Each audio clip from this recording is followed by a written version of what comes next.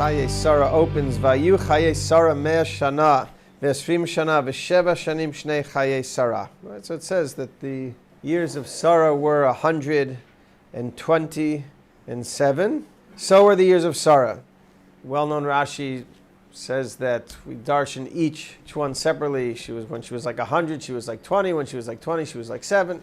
But it says, Kulam Shabim Latova. Rashi says, all of her years were good. Of course, the Mefarshim are very bothered by that. Right? How could you say that her years were all for the good? We know that she had a difficult life. We know that she was childless for most of her life. She had competition with Hagar. And then she was taken by Paro. She was taken by Avimelech. So she had plenty of challenges in her life. And then even in the end, it seems like she passed away in an unfair way, right? Rashi says that the Satan came to her and said to her, where's your husband and son? And she says, I don't know. They went out to worship Hashem. And then he tells her, don't you know what's going on? Haven't you seen the news? He's being slaughtered by your husband as we speak. And she gets so distraught that she dies. Of course, we know that that wasn't the case. That was the trick that he used in order to take her neshama at the time. So Avram comes back and he buries her, and he even has a lot of tsaras. So it's like not only did Sarah, you could say that's already like a difficulty for Avram, but not only did Sarah have difficulties in her life, but even burying her was not an easy thing, right? Even after her life, until they finally gave her final resting place, that was also difficult. So how could you say Kulam Shavim Latova? So there is a Gemara, right? You could actually ask the same question about Avraham, Yitzchak, and Yaakov, but it doesn't say, or maybe it does. Rashi doesn't tell us. I'm not aware that Rashi tells us by Avraham, Yitzchak, and Yaakov that all the years of their life or all the days of their life were great, were Litova. But you do find that there's a Gemara in Bava Batra that seems to say that. The Gemara in Bava Batra says, on Daf Yud Zayin Amar Aleph, at the top of the page, it says, Tanur Rabbanan, Shloisha hit'ima nakadosh baruch hu b'olam hazeh me'ein olam haba. There are 3 people that Hashem gave them in this world the taste of the world to come. And who is it? Avraham, Yitzchak, and Yaakov. How do I know that? Because the pasuk by Avraham says, Vashem birech et Avraham bakol. Hashem blessed him with everything. Everything sounds like everything and beyond, right? Even olam haba. And by Yitzchak, it also says, va'ochel mikol, right after he ate from the mat'amim that Yaakov gave him. So he said, from whose food did I eat? Mikol, all of. So it sounds like I ate from kol. I ate from everything, from kol. Sounds like he's saying, I reached a stage where I had everything in my life. And Yaakov also, v'chiyesh li kol, right? Yaakov was also saying, when he meets with Esav, he says, right, Esav says to him, yesh li rav.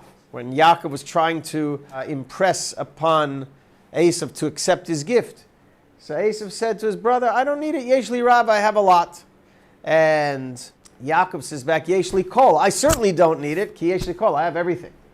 So the Gemara says the word kol, which means everything, implies that they experienced the world to come, the pleasures of the world to come in this world itself. So you could ask the same question. Avram, he had a very tough life, Avram Avinu. He was thrown into a fiery furnace just when his career was getting started. He had 10 trials and tribulations, ending with the Akedah. Yitzchak, of course, had the Akedah Yitzchak itself. And then his whole life, we know very little about Yitzchak, but his whole life he was what? Redigging, reconquering the wells that the Plishtim took from him. And, of course, Yaakov, we know, had a lot of tsaros in his life. He had a lot of trouble in his life, Yaakov Avinu. Esav wanted to kill him. Yosef he lost for so many years. The tsaros with Lavan. So all their lives were ridden with difficulties.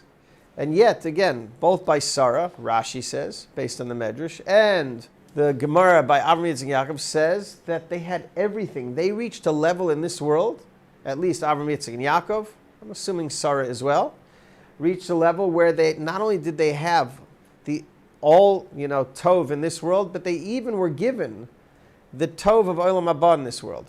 There's a beautiful story in Masechet Tainit in Chaf Beis Amar Aleph, where there was a Rebbe Baroka. We know there's a Rabbi Yochanan ben Baroka, right? So I guess maybe this was his father. I don't know. Rabbi Baroka once met Eliyahu Hanavi in the shuk, in the town square in a certain city. And they asked, Rav Broka asked Eliyahu Navi, are there any B'nai Olam Haba over here? And he's looking around and he says, nope, no B'nai Olam Haba over here. Then finally 2 guys walked in, 2 guys came into the square and he said, wait, those 2 are B'nai Olam Haba. Who were those 2? They were the jesters, they were the clowns, the comedians that would actually, but they were holy comedians. They weren't like, it wasn't Eddie Murphy type or Chris Rock type of comedy where every word is, something that you have to bleep out of the broadcast. But rather it was holy comedy, wholesome comedy. And it was done in order to cheer people up. They would take people that were down and they were depressed and sad and they would cheer them up. So Eliyahu says, these 2 are B'nai Olam Haba. So Rav Galinsky asks a very good question. He says, is it that hard to find 2 Jews that are B'nai Olam Haba? That's pretty depressing. You're in a square. It's like you're at Yad Labanim, right? And there's a ton of people over there. And you ask Eliyahu Navi, anyone here going to make the grade? No. That's not very encouraging, So actually, Raglinsky says a beautiful thing. He wasn't asking, who over here is destined for Olam Haba? We know, Kol Yisrael yesh lam chelek Olam Haba. Every Jew is going to get Olam Haba. And it turns out that the 2 that are B'nai Olam Haba, you need to say why? What do you mean? Olam Haba is something that you, obviously, maybe you can get a bigger portion, but everyone is born with a standard portion of the world to come. You have to lose it by doing Aveiras. You have to do something wrong to lose your Olam Haba. But if you don't do anything wrong, your regular person, of course, is going to have Olam Haba. So he said a beautiful idea. Rav Broka wasn't asking Eliyahu Navi, who here are going to get Olam Haba after 120. He was saying, who's experiencing a taste of Olam Haba right now? Who are B'nai Olam? Who right now are experiencing the joy of Olam Haba? And he says, these 2 people that bring joy to others, they're the ones that are getting the joy of Olam Haba right now. Obviously, we say, Hakeren kayemet Olam Haba. A person doesn't eat up his Olam Haba in this world. It's reserved for the world to come, which is where it really counts, where it really matters. But he says, if a person wants to get a taste of Olam Haba, of true joy in this world, bring joy to others. If you could bring joy to others, then you're a Ben Olam Haba even on this earth while you're alive. You're a Ben Olam Haba. It's a beautiful idea. And that's also, where does a person reach that level of joy? How do you reach that level of joy? Life knocks us down. I mean, it doesn't always have to be in such a tragic, major way like now. But even when, every person has his knocks in life. And life knocks you down, and you get back up, and it knocks you down again, you get back up. And nobody goes through life without any difficulties, without yisurim, without any troubles. So how does a person reach that level of joy in life that he could spread joy to others, that you could say that he's living? Me'ein olam haba, a glimpse of the world to come in this world. So it comes from the word in Bava Basra, bakol. It's actually bakol, mikol, kol. Where do we have bakol, mikol, kol? In benching. Bakol, mikol, kol. The idea is that for sure Avraham Avinu had sorrows in his life, had troubles in his life, and Yitzchak had troubles in his life, and Sarah had troubles in her life, and Yaakov had major troubles in his life. But when you go through life with the attitude that these are things that are coming from Hashem, and even Yaakov, who said, Nistra, right? I don't understand why Hashem is doing these things. But it's still, he said, Yesh li kol. Why? Because even, you don't have to understand. You have to be on a very high level for that, of emunah. But a person could be on a level of faith in Hashem that even if we don't understand why Hashem is knocking us down and why the difficulties are coming and why one person is struggling with health and why another person is struggling with parnas and why another person is struggling with, and why all of Klal Yisrael is struggling right now. But if we have the emunah that everything that is happening is coming from Hashem, and Hashem gives us exactly what it is, what we need, so then we too could reach a level of bakol, mikol, kol, like Avraham, Yitzchak and Yaakov. And when a person goes through life, lives life as saying bakol, I've got everything that I need. I'm not saying that everything is pleasant. I might have some painful things along the way, but if I recognize that everything I have, the stuff that feels good and the stuff that doesn't feel good is bakol mikol kol. It's all exactly what I need. And this is tailor-made for me from Hashem. So then a person could be besimcha, and he could spread that joy to others like these two people did in the shuk in Masechet Tainet. And that really is what a ben olam haba is. A ben olam haba, of course, Be'ez Hashem, we're all going to have a lot of reward after 120 for all the great, wonderful mitzvahs that we do.